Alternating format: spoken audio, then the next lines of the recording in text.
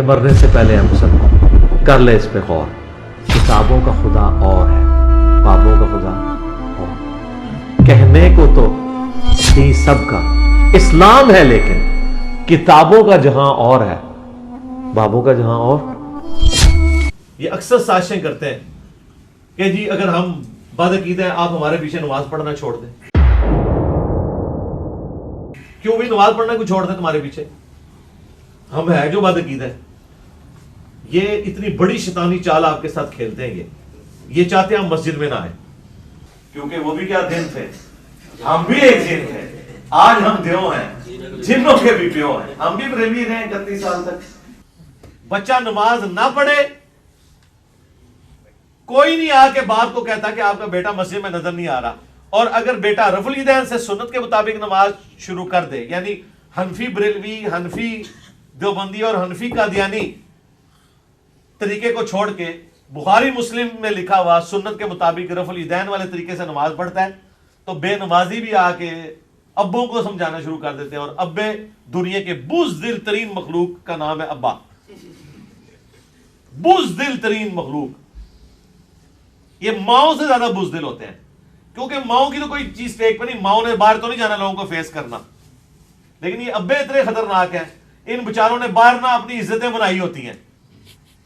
وہ عزتیں بچانے کی خاطر جب لوگ آ کہتے ہیں تیرے منڈے نو کیا ہو گیا، تو بڑے نعرے مارتا سے ملا دے جلسیاں وچ، اے منڈا تیرا تو تے ہتھے ہاتھ بندہ ہے، وہ تے ہتھے بندنا شروع ہو گیا. تو اب ابے کہتے ہیں ہم معاشرے کو کیسے فیس کریں گے، میں نے تو رہنا ہے انہیں لوگوں میں.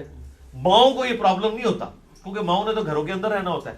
ان کو کس نے آ کے بیڑا مارنا ہے، نہ کسی عورت نے آ کے مارنا ہے، کیونکہ عورت تو کوئی مسجد میں نہیں گئی ہوئی نا کہ وہ رفع الیدین کرتے ہوئے آپ کو دیکھ لے گی اور جا کے اماں کو شکایت لگائے گی. یہ ابوں کو شکایتیں لگتی ہیں. تو ابوں کا دماغ خراب کرتے ہیں ابوں کے دوست. خود بھی بزدل ہوتے ہیں ابے، اولاد کو بھی بزدل بناتے ہیں. اس لیے ابوں کے ساتھ آپ نے احترام والا رویہ رکھنا ہے.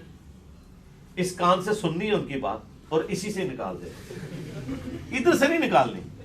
کوئی بھی غلط بات دماغ میں نہ ہے. اور جو اچھی بات ہے وہ ابا کیا آپ کا دشمن بھی کریں وہ آپ لیں. لیکن یہ جو معاشرے کی شرم حیا، لوگوں کی تانہ زنی سے بچنے کے لیے یہ جو کچھ کر رہے ہیں، یہ خود بھی بزدل ہیں. پوری زندگی یہ بھی خود ڈر ڈر کے گزاریں گے اور آپ کو بھی ڈرائیں گے.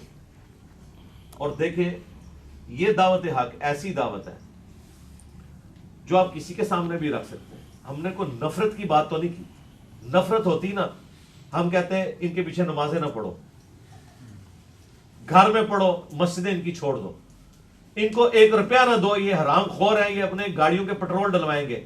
لیکن میں نے کبھی یہ بات نہیں کی. یہ بتاتا ہوں کہ یہ حرام خوری کرتے ہیں، لیکن آپ کو یہ کہتا ہوں چندے پھر بھی انہیں کو دینے تاکہ اور حرام خوری کرے اور زیادہ دوزخ کے نیچے گھاٹی میں جائیے. یہ قرآن میں بھی اللہ تعالیٰ فرماتا ہے ہم ان کی رسی ڈھیلی کرتے ہیں تاکہ یہ اور نافرمانیوں میں بڑھ جائیں اور ہمارے بڑے عذاب کے مستحق ہو جائیں. یہ اللہ کی سنت پہ میں نے عمل کیا. اور ان کو یہ بہانہ نہ ملے کہ یہ دعوت حق کو نقصان پہنچائیں. یہ اکثر سازشیں کرتے ہیں کہ جی اگر ہم بدعقیدہ ہیں آپ ہمارے پیچھے نماز پڑھنا چھوڑ دیں. کیوں بھی نماز پڑھنا کو چھوڑ دیں تمہارے پیچھے؟ ہم ہے جو بدعقیدہ ہے. یہ اتنی بڑی شیطانی چال آپ کے ساتھ کھیلتے ہیں. یہ چاہتے ہیں ہم مسجد میں نہ آئیں. اور جب ہم مسجد میں نہیں جائیں گے نا پھر یہ ایک ٹکٹ میں 3 مزے کریں گے. پہلا مزہ یہ کریں گے کہ آپ کو کہیں گے دیکھو یہ نوست پہ گئی، اللہ نے انہوں مسجد ہی چاڑنے دی توفیق ہی نہیں دی تھی.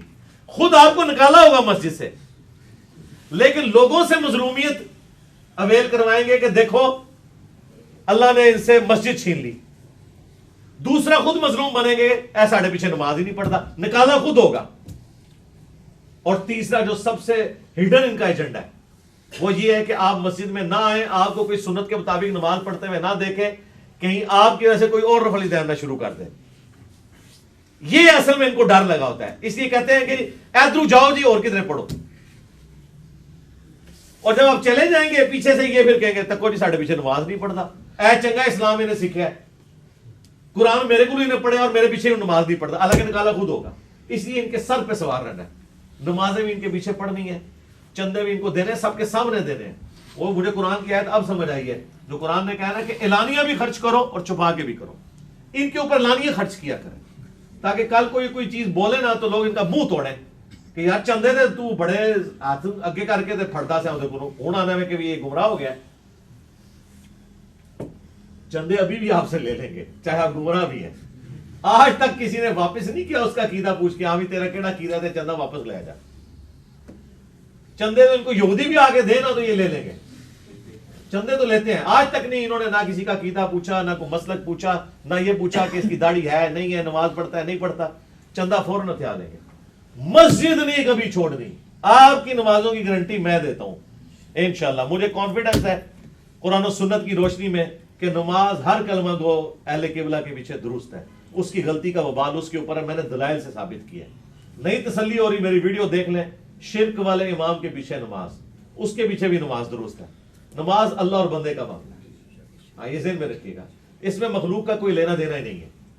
جس کی غلطی ہے اس سے بڑی کیا بات ہوگی. بخاری 694 نمبر حدیث, نبی علیہ السلام فرماتے ہیں ان قریب ایسے امام آئیں گے جو تمہیں غلط نمازیں پڑھائیں گے, تم ان کے پیچھے نماز پڑھ لینا, ان کی غلطی کا وبال ان پہ ہوگا. آپ نے سنت کے مطابق ہی نماز پڑھنی ہے. وہ غلط نمازیں پڑھ رہے ہیں وہ پڑھتے رہے, صرف ایک مسلمانوں کا جو نظم ہے نا وہ قائم رہے. اور اس سے اگلی حدیث 695 وہ حضرت عثمان کا فتویٰ ہے, جب لوگوں نے کہا کہ مسجد پہ بدعتی اور فتنوں کے امام کا قبضہ ہے, ہمیں خطرہ ہے ہم گناہ میں مبتلا نہ ہو جائیں, ہمارے امام تو آپ ہیں, تو کیا ہم نماز ان کے پیچھے پڑھ لیں؟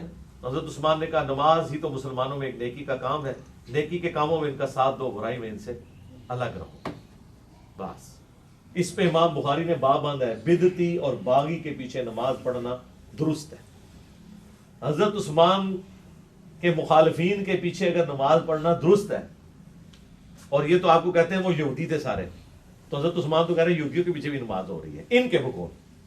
ہمارے نزدیک وہ یہودی نہیں تھے, حضرت عثمان سے اختلاف رکھنے والے صحابہ اور تابعین تھے. لیکن خلیفہ راشد کی بغاوت وہ خود ایک بدعت ہے, اس کے باوجود حضرت عثمان کہہ رہے ہیں ان کے پیچھے نماز درست ہے, نماز والا معاملہ صحیح ہے. تو بد عقیدہ کے پیچھے بھی نماز درست ہے, اس کے عقیدے کا وبال اس پہ ہے. آپ کی نماز درست ہے, آپ کا اللہ کے ساتھ رشتہ جڑا ہوا ہے, ٹھیک ہے. یہ مسجد چھوڑنے والا کبھی بھی معاملہ نہیں کرنا. ان کی آخری درجے تک خواہش ہے, جس طرح میں نے اپنے اسٹوڈنٹس میں توحید کو راسخ کیا ہے, اہل البیت اور صحابہ خلفائے راشدین کے دفاع کو راسخ کیا ہے, ختم نبوت کے عقیدے کو اور بابوں کی گستاخیوں کو ہائی لائٹ کیا ہے, بالکل اس طریقے سے یہ چیز کوٹ کوٹ کے بھری ہے کہ مسجد نہیں کبھی چھوڑنی. بالکل شیطان جتنا مرضی وسوسہ دلائے کہ پتہ نہیں نماز ہو رہی ہے, نہیں نماز ہو رہی ہے, بھائی چپ کر کے نماز پڑھیں. یہ خاموش آپ کی تبلیغ ہے. مسجد آپ نے چھوڑی نہیں, ان کا مقصد پورا ہو جائے گا. ایک تو دعوت وہیں پہ ٹھپ ہوگی, دوسرا یہ مظلومیت کا کارڈ کھیلیں گے, تیسرا آپ کو یہ کہیں گے کہ ایسا بدبخت ہے اللہ نے اس سے مسجد چھین لی ہے اور گھر میں نماز پڑھتا ہے. یہ سارے کے سارے شیطانی وسوسے کل ہو جائیں گے.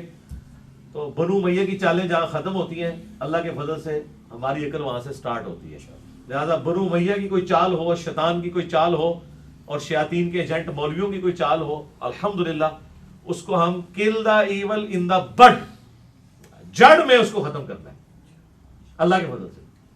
یہ میں نے جو ہنگامہ اتنا کھڑا کیا ہے پہلے دن سے, کس طرح ہنگامہ کھڑا کر لیا, مجھے پتا تھا میں جیسے ہی قرآن و سنت کی بات کروں گا انہوں نے مجھے گستاخ رسول کہنا شروع کر دینا ہے.